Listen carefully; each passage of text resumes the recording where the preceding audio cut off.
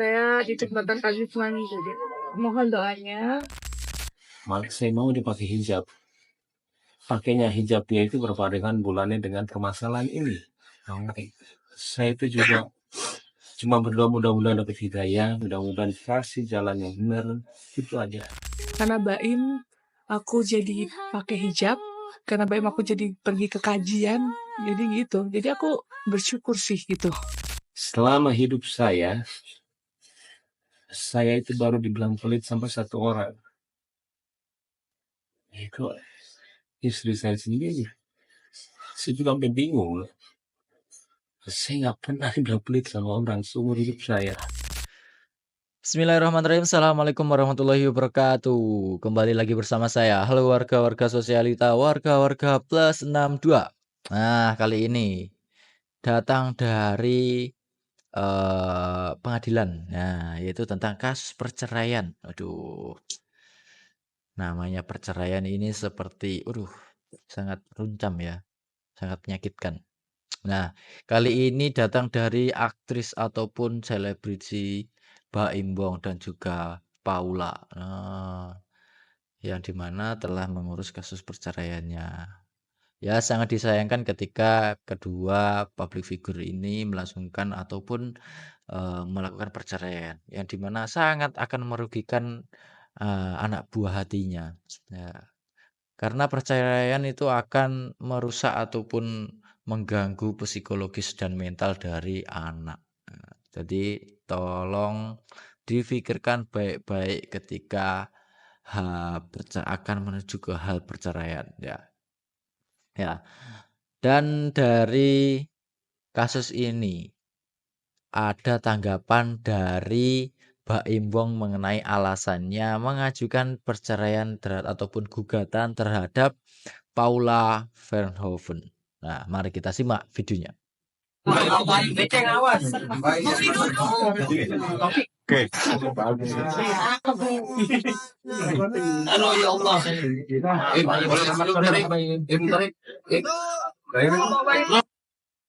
Yang bernama Paula.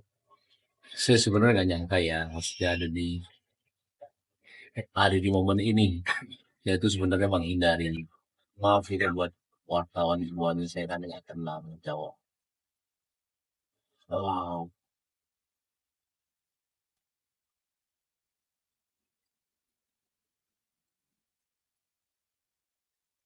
Sebenarnya posisi saya itu sudah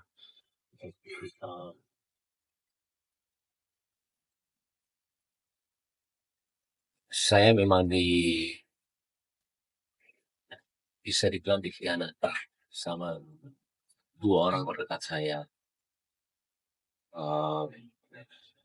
dari pihak perempuan sama laki-laki.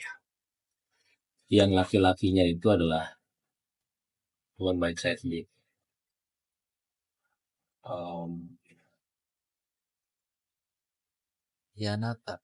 Sebenarnya pas kejadian itu hari pertama saya itu sudah memaafkan, tapi pakai caranya saya ya. Dan saya nggak nyangkanya ketika saya mengetahui ada telepon laki-laki itu diganti sama pihak wanita dengan nama laki-laki. Ya, kalian semua juga laki-laki ya. Ketika ada di posisi itu, berat sekali untuk memaafkan. Karena maaf, saya tidak tahu mereka itu ngapain. Saya juga tidak mau suzon, cuman dari rantai semua itu, karena ini sudah 1 tahun ketidakjujuran itu ada. Sudah lama ya. Saya sendiri juga kadang-kadang suka nggak percaya. Jangankan kalian. Saya juga nggak percaya apa yang terjadi sama saya. Karena saya selama ini cuman menahan semuanya selama 1 tahun. Saya karena anak saya.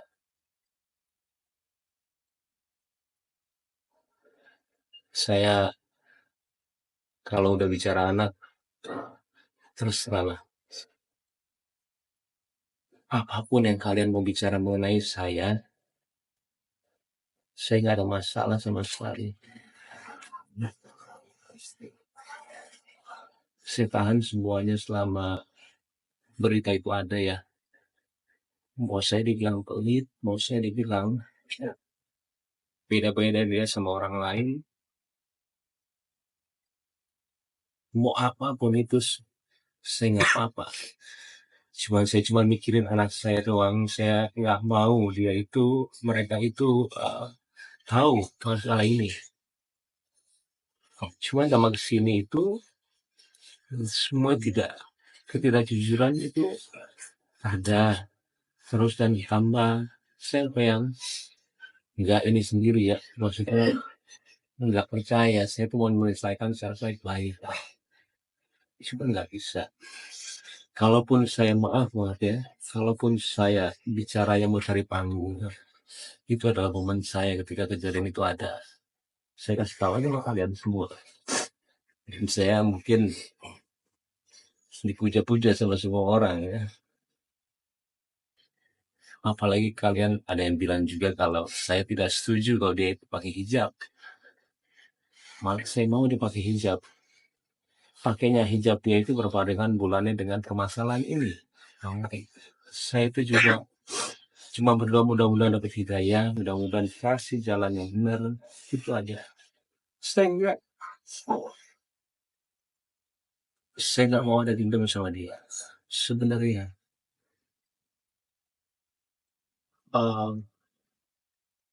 apalagi dibilang, saya jujur, selama hidup saya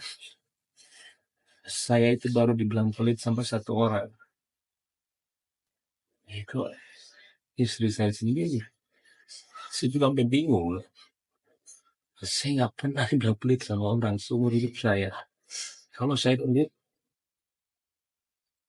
bagaimana mungkin saya menafkahi keluarga dia?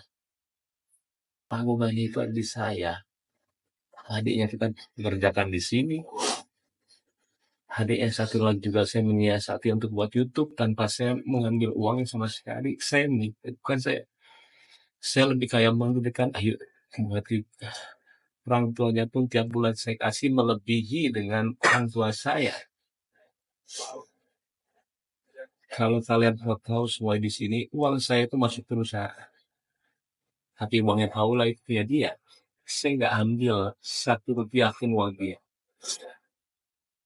Saya digaji dari perusahaan, Paula juga tanpa saya kasih tahu kalian itu nilai berapa. Nilai tidak sedikit. Jadi hasil kerja saya itu masuk perusahaan, Paula enggak.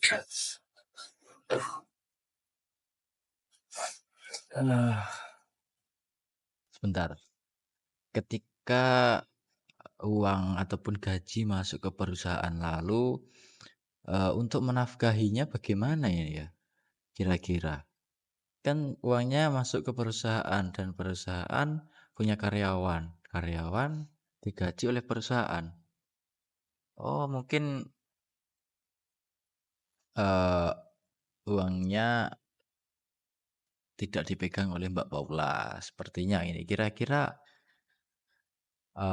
ada yang memanage uangnya seperti asisten mungkinkah? Atau bagaimana ini? Lalu dari para wartawan, dari para warga-warga plus 62 ini, mungkinkah Mbak Paula selingkuh ataupun sebaliknya ini? Kira-kira bagaimana coba? Tulis di kolom komentar. Mari kita lanjutkan ya.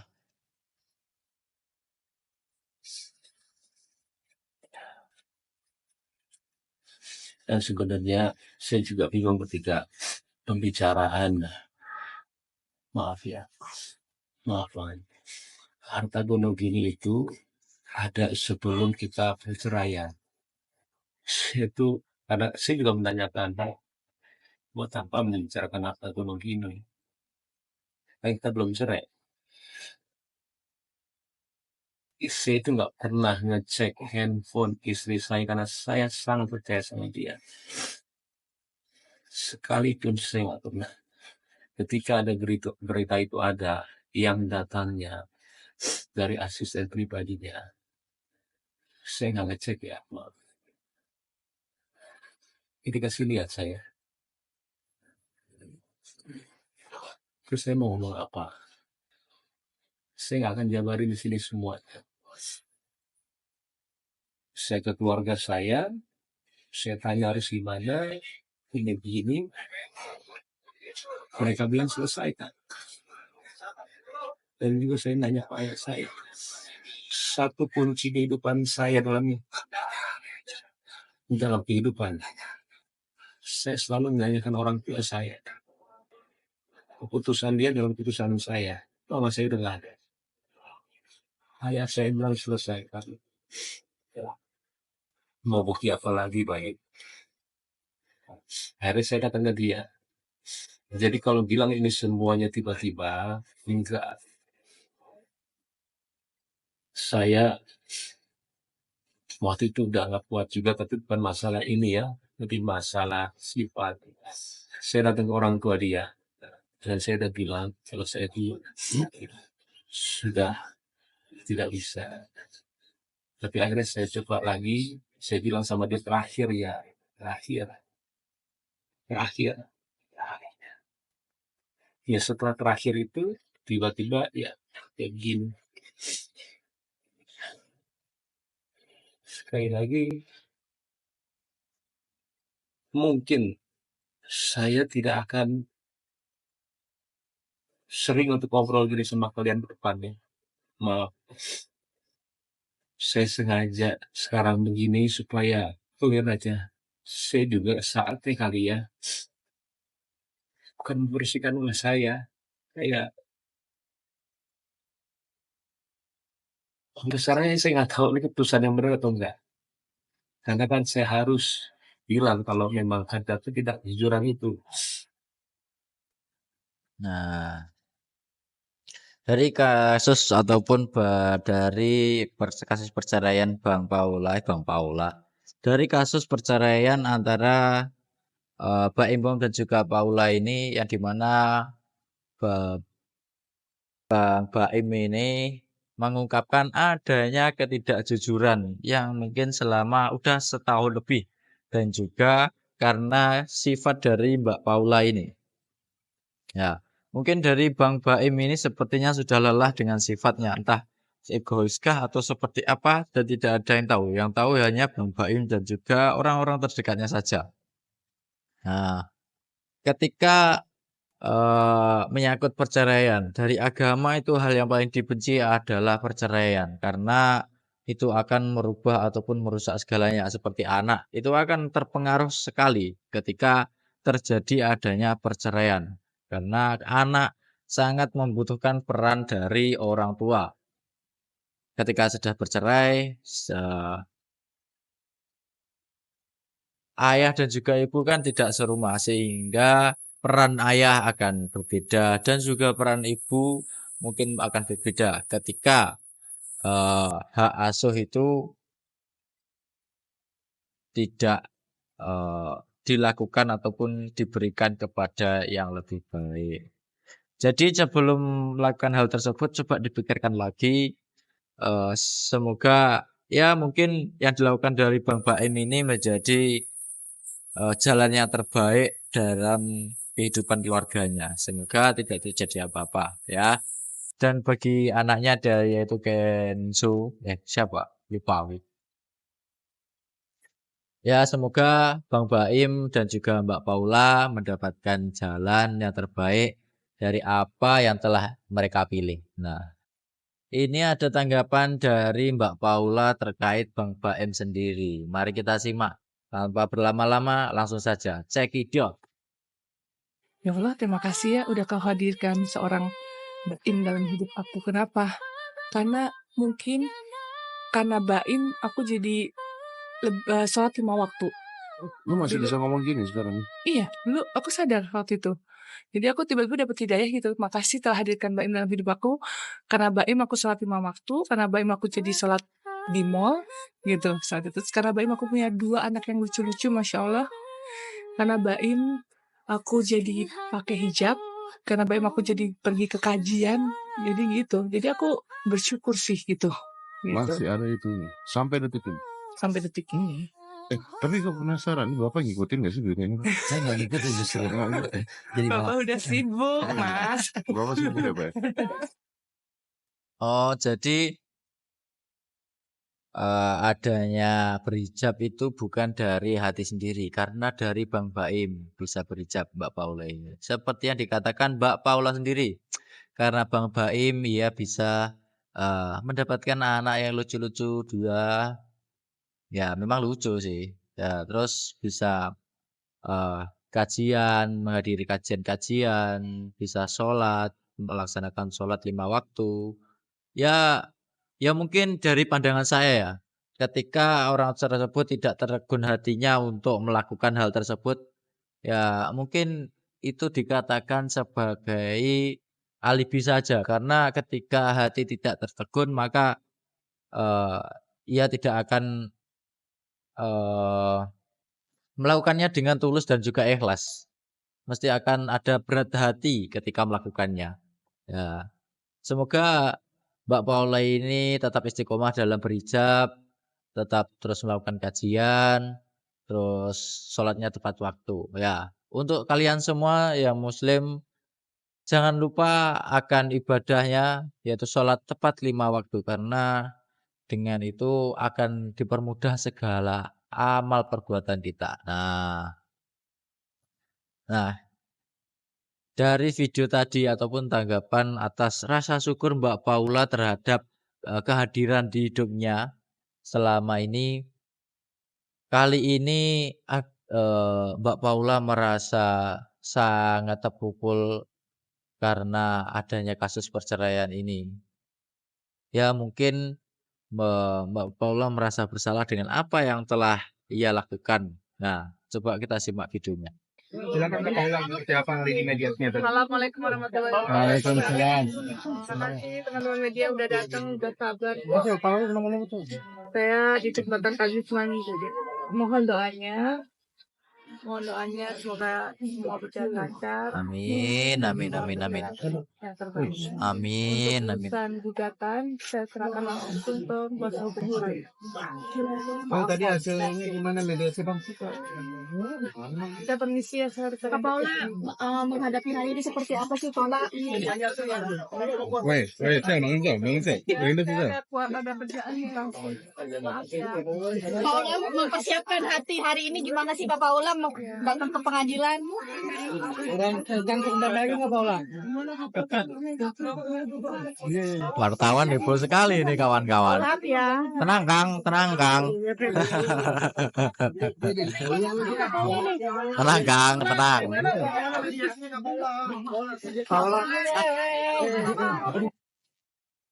Ya, Mbak Paula dari kasat matanya terlihat sangat capek karena dan juga sepertinya sangat sedih ketika menghadiri panggilan untuk adanya mediasi dengan Bang Baim ini. Ya, memang di setiap pengadilan ataupun setiap kasus pasti ada namanya mediasi, yaitu sebagai pembincangan ataupun berbicara baik-baik untuk menemukan jalan yang terbaik. Ya, mungkin bisa diperbaiki. Ya, alhamdulillah jika bisa. Namun jika tidak ya masih sesuai dengan pendirian ataupun tekadnya, maka ya memang sulit ketika hal tersebut tidak bisa diselesaikan dengan mediasi. Jadi semoga Mbak Paula dan juga Baim baik-baik saja dan mendapatkan hikmah ataupun hidayah dari Allah Subhanahu wa taala. Amin ya rabbal alamin. Nah, kali ini dari video tadi ada Bang Baim yang mengatakan dan menunggu adanya pihak ketiga yang di awal tadi adanya dugaan perselingkuhan dari Mbak Paula sendiri. Nah, respon dari Bang Baim bagaimana? Kita simak videonya tanpa berlama-lama, langsung saja cekidot. akan ingin ketemu sama orang ketiga itu gimana Mas? Saya malah nungguin dia katanya mau jadi saksi. Oh berarti nggak datang Mas yang diduga orang ketiga.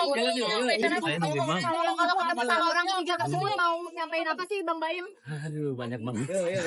Salah satunya mungkin yang bisa dijelaskan.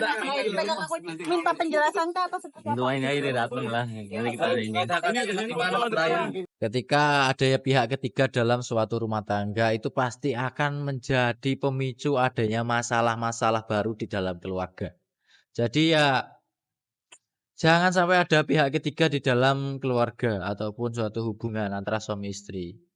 Karena pihak ketiga itu seperti setan sepertinya. Nah, dari video tanggapan adanya perselingkuhan tadi yang dimana ya ditunggu-tunggu oleh Bang Baim tadi. Bagaimana kita cek kolom komentarnya? Apakah seperti akan ribut ini? Mari kita cek kolom komentarnya. Ini dari Askui. Askui. Kalau benar selingkuh, Baim tetap salah karena tidak bisa jadi imam yang baik. Nah, ya. Ya, mungkin tadi saya memiliki pandangan yang hampir sama dengan Askui ini karena di video tadi mengatakan Bang Baim ini meminta pendapat orang tuanya karena terjadi masalah tersebut. Ya seharusnya Bang Baim yang sebagai kepala keluarga ataupun yang menjadi imam di dalam keluarganya harusnya bisa memutuskan suatu permasalahan ataupun menyelesaikan masalahnya dengan Mbak Paula ini. Ya mungkin memang kita tidak tahu apakah telah dibicarakan dengan baik-baik dan tidak Bang Baim dan juga Mbak Paula tidak memiliki jalan dan Bang Baim meminta pertimbangan kepada kedua orang tuanya. Jadi sehingga Bang Baim merasa plong ataupun memiliki saran-saran yang bisa menjadi solusi antara masalahnya dengan Mbak Paula ini. Ini ada dari Lita Dianta. Ketawa-tawa Baim nutupin kelakuannya. Ki Paula nampak sedih dizolimi. Ya. Ini tidak ada yang tahu ya. Mana yang benar dan mana yang salah. Karena yang tahu ya pastinya hanya dari pihak keduanya saja dan juga orang terdekatnya. Kita sebagai netizen ya pasti ya cukup bisanya mengira-ngira dan juga menganalisis. Seperti wartawan kita. Oke. Ini ada dari Ranu. Oh Mbak, cewek-cewek pasti nggak suka kalau diselingkuhin. Tapi lihat komen kok masih banyak cewek yang belain tukang selingkuh. Apalagi Baim udah bawa bukti banyak banget. Nah, ya semoga dari kasus itu kita bisa jadikan sebagai pelajaran. Jangan sampai ada orang ketiga ketika ada masalah kita selesaikan dengan cara yang baik-baik. Bicara antar mata dan antar muka. Dengan kepala dingin dan tenang hati agar tidak mencapai ke batas perceraian. Kasihan anaknya ya Bang Baim dan juga Mbak Paula. Nah, dari video tadi kasus perceraian antara Bang Baim dan juga Mbak Paula, semoga itu bisa menjadi pelajaran dari kita semua agar tetap menjalin komunikasi yang baik, jujur sesama pasangan karena komunikasi adalah kunci dari adanya hubungan dan juga kejujuran. Menaruh kepercayaan kepada sesama ataupun pasangan itu memang baik, tapi ketika kepercayaan telah diruntuhkan ataupun dirusak maka akan sulit untuk merangkai kepercayaan kembali. Jadi mungkin itu yang telah dirasakan oleh Bang Baim. Nah, jadi tetap semangat untuk Mbak Paula dan juga Bang Baim dan juga kedua anaknya. Semoga mental anak-anaknya tetap baik dan tetap menjadi kedua orang tua yang baik kepada anak-anaknya. Nah, mungkin cukup itu yang bisa saya sampaikan. Ada kurang lebihnya, mohon dimaklumi ya guys. Jangan lupa like, komen, dan subscribe. Nah, tunggu video selanjutnya. Banyak berita viral yang akan kita bahas di video selanjutnya. Sampai jumpa lagi. Assalamualaikum warahmatullahi wabarakatuh.